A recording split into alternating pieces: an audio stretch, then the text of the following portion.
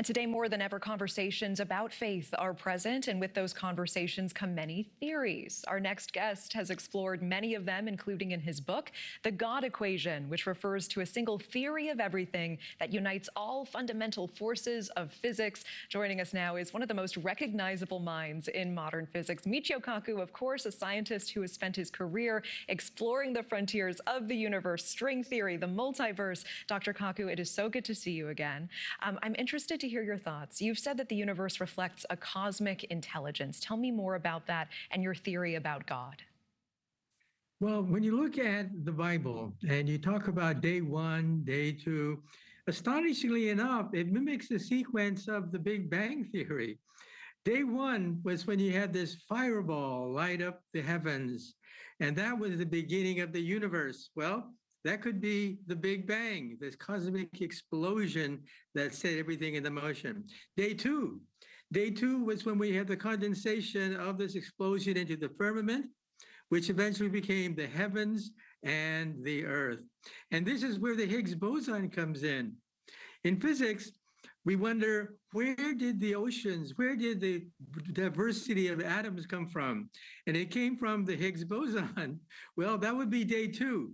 In day two, after creation, we had the Higgs boson giving us heaven and earth as two distinct features of the world.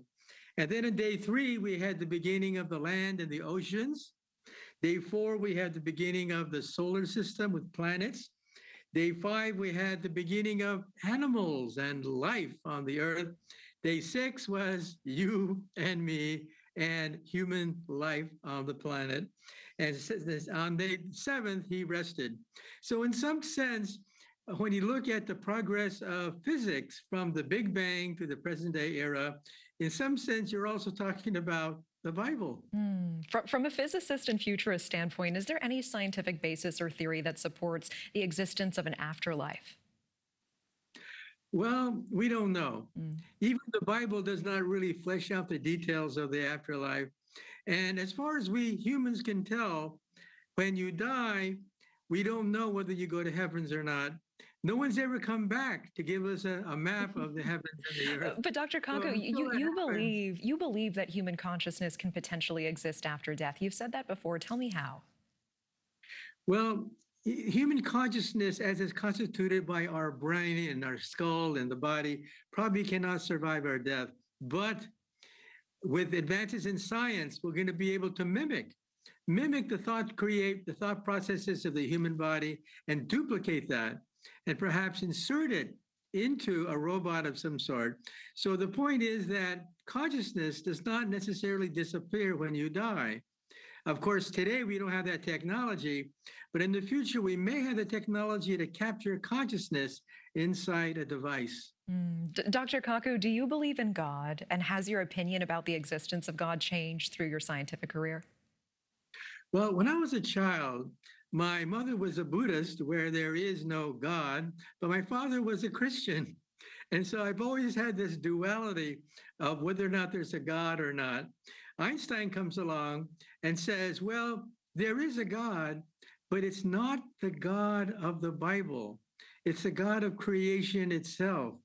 And so Einstein believed that, yes, there was a God, but not the God that smites the Philistines. We're not talking about that. We're talking about the God of the universe. Wow. And what do you believe now, standing in this moment of your career? Well, I'm a physicist, and we physicists hedge our bets, and we don't take necessarily positions unless we can prove it. So you can believe in God or not, but you have to say to yourself, there's no proof.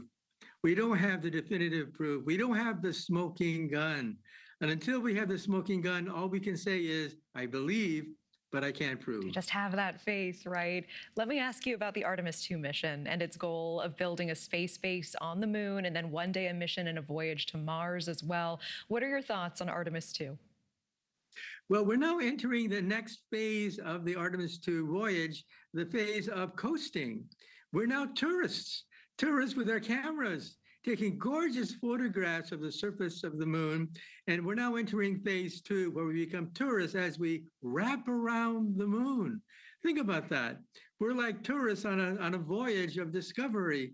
And of course, on day 10, we're going to come back to the planet Earth, and that's going to be rather dangerous. So we're preparing ourselves for that.